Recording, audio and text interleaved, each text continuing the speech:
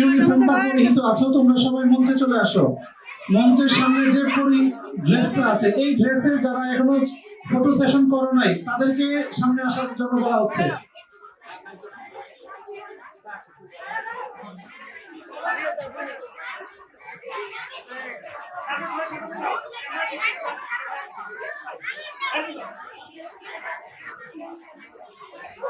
দৃষ্টি আকর্ষণ করছি, প্লে এবং নার্সারি শ্রেণীর আমাদের ছাত্রীদেরকে মঞ্চের সামনে নিয়ে আসেন।